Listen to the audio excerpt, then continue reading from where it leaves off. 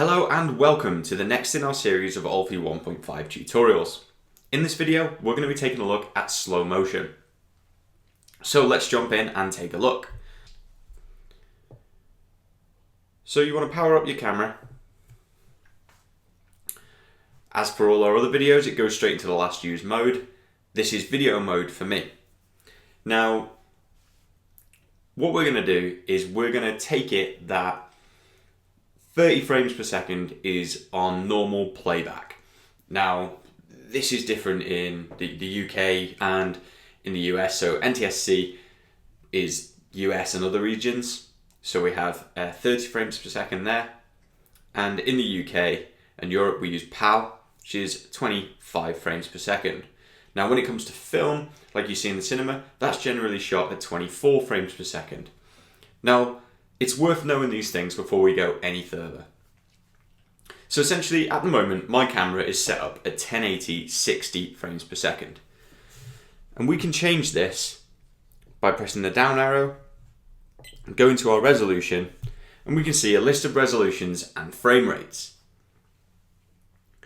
If we take it that 30 frames per second is how we normally play back video and edit video in a timeline on a computer, 60 frames per second is shooting twice as many frames in 1 second than is really required. And what this is great for is allowing us to slow motion our video.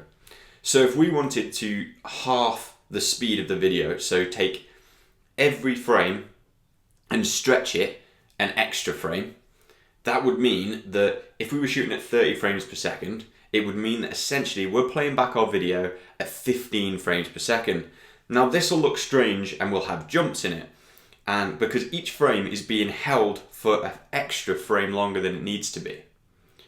Shooting at 1080 60 though allows us to slow motion the footage without losing any frames. So what happens is now when we half our footage, because we've got an extra frame, it can still play it back. So we're getting, instead of holding every frame for an extra frame, we're just telling it, actually, use your full 60 frames per second to play this video back. And we'll show examples of that shortly. Okay, so let's look at an example of how this all works and how it comes together. Now, I use Final Cut Pro to edit our videos here at Olfi, but the same principles will apply for most editing software. The first thing you want to do is go ahead and create your project or create your timeline. So I have one here that is 1080p at 30 frames per second, okay?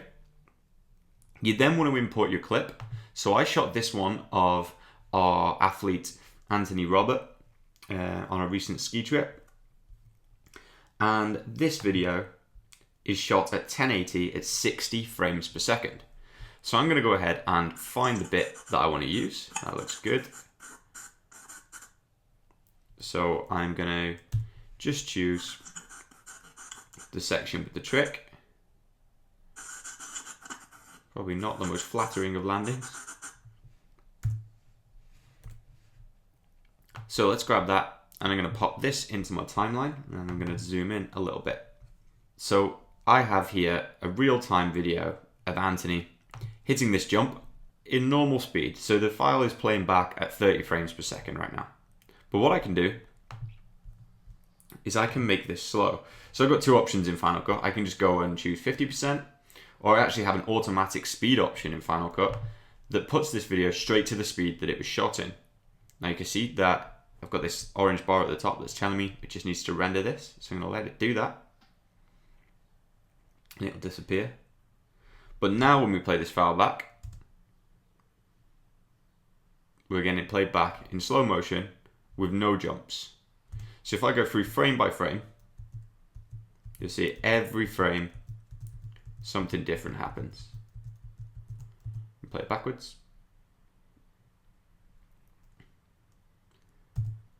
And that is how you get beautiful slow motion shots. And if I wanted to be advanced here, I could just choose to slow motion from this point. So let's say here. And then as soon as he lands there, we can put these back to normal speed.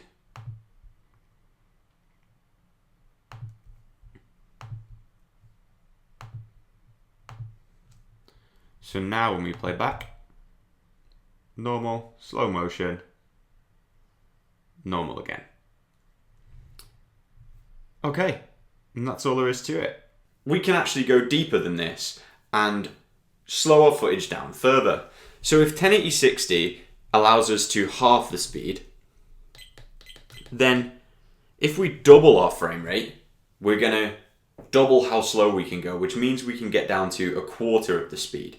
So 120 frames per second in 720p. Okay, we're getting a slightly reduced resolution now because the camera needs to be able to process this, but we're getting 4 times as many frames as we need in this video. So that means if someone is mountain biking or skiing and hits a jump, you can slow this down 4 times without seeing any noticeable jumps in the footage. This is how we would recommend shooting for slow motion if you are going ahead and editing your content and you're planning to put a video together. But if you want to do this in a really simple way, hit the mode button to get into our main menu, and we actually have a slow motion mode. If we go to our slow motion mode, you'll notice that within the settings, we don't have any resolution options. We simply have how slow you want to go. So what this does is automatically creates a 30 frames per second file in slow motion. So what this does is if you want to do a ×2 slow motion video, it's actually recording at 1080p 60 frames per second, but automatically slowing the whole video down for you and turning this into a 1080p 30 frames per second video. The same applies for the other modes, so 4x would create a 720p 30 frames per second video from a 720p 120 frames per second video. So this means that you don't have to go in and do any editing at all. And the same applies for our ×8. This actually shoots in VGA, so we wouldn't recommend this. And that's it. That's all you need to know about how the slow motion mode and features work on the camera. But like I said, I would probably suggest going back for most people and getting into our normal video modes and choosing to shoot in something like 1080p 60 frames per second or 720p at 120 frames per second. Because this allows you creative control when it comes to how fast or slow your video plays back. And that really is all there is to it. It's quite an in-depth way of looking at things, but there's going to be plenty more resources online that help you understand slow motion video in general rather than just through your Olfi camera. So I hope this tutorial's helped. Please check back soon for more.